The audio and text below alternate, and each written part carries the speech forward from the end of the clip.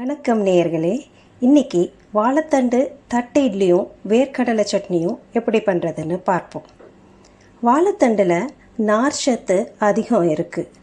இது புண்கள் அல்லது வயிற்றில் அமிலத்திற்கு சிகிச்சை அளிக்க ரொம்பவும் உதவுகிறது. வாழைத்தண்டில் பொட்டாசியம் மற்றும் வைட்டமின் B6 இருக்குது. இது சாப்பிட்றதுல நமக்கு ஹீமோகுளோபின், இன்சுலின் உற்பத்தியும் அதிகப்படுத்துது. இன்றைக்கி வாழைத்தண்டில் இட்லி எப்படி செய்கிறதுன்னு பார்க்கலாம் வாங்க.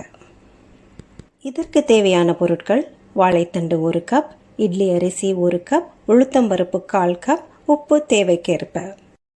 முதல்ல உளுத்தம்பருப்பையும் இட்லி அரிசியும் நல்லா கழுவி தண்ணி ஊற்றி ஊற வச்சுக்கலாம். வாழைத்தண்டை நல்லா சின்னதாக கட் பண்ணி மிக்சியில் போட்டு அரைச்சி தனியாக வச்சுக்கலாம். அது இட்லி மாவோட சேர்த்து நல்லா கலந்து மாவு ரெடி பண்ணி வச்சுக்கலாம். இப்போ வாழைத்தண்டு இட்லி மாவு ரெடி ஆயிடுச்சு. ஒரு பெரிய இட்லி தட்டில் நல்ல எண்ணெயை தடவிட்டு நம்ம வாழைத்தண்டு இட்லி மாவை இதில் ஊற்றி எடுத்துக்கலாம்.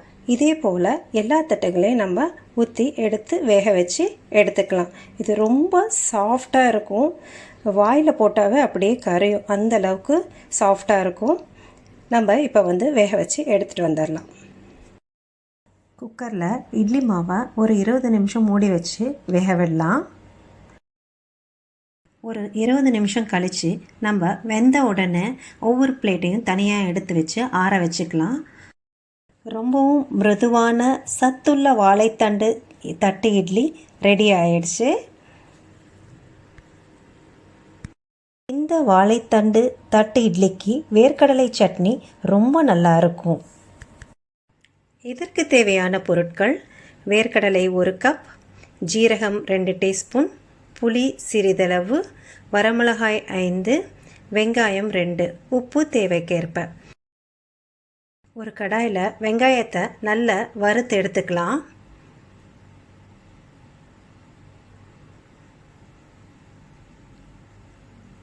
அது நல்ல கலர் மாறட்டும். இப்போ ஒரு பிளேட்டில் அது ஆற வச்சுக்கலாம். திரும்பவும் கடாயில் எண்ணெயை விட்டு வரமிளகாய் போட்டுக்கலாம். அதை நல்லா வதக்கி எடுத்துக்கலாம்.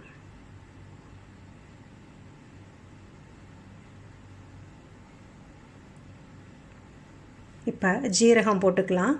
அதையும் நல்லா வறுத்து எடுத்துக்கலாம்.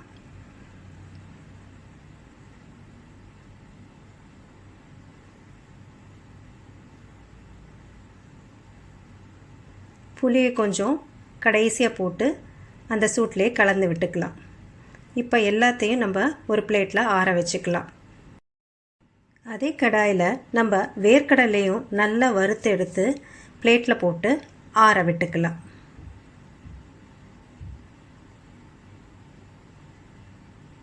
நம்ம ஆறின பிறகு ஒரு மிக்ஸி ஜாரில் போட்டு அரைச்சி எடுத்துகிட்டு வந்துடலாம்.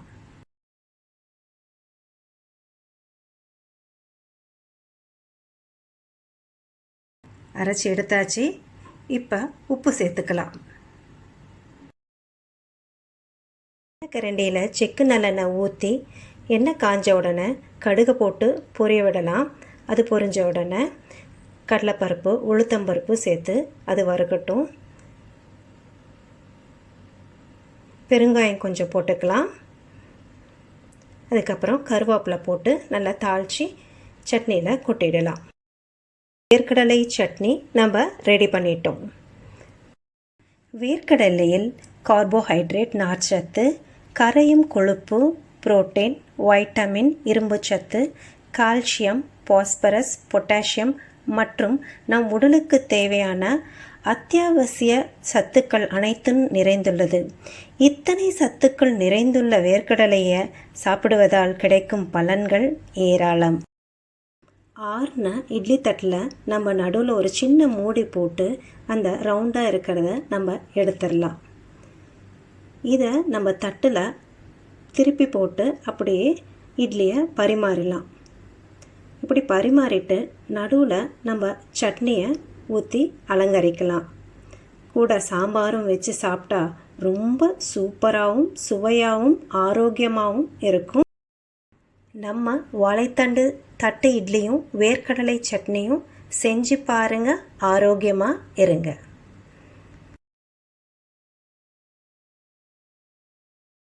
லைக் பண்ணுங்க, ஷேர் பண்ணுங்க, சப்ஸ்கிரைப் பண்ணுங்க, மறக்காம பெல் ஐக்கானை அமுத்துங்க. நம்ம சேனல்ல இருக்கிற மற்ற வீடியோஸை பார்க்கணுன்னா கீழே இருக்கிற வீடியோவை கிளிக் பண்ணுங்க.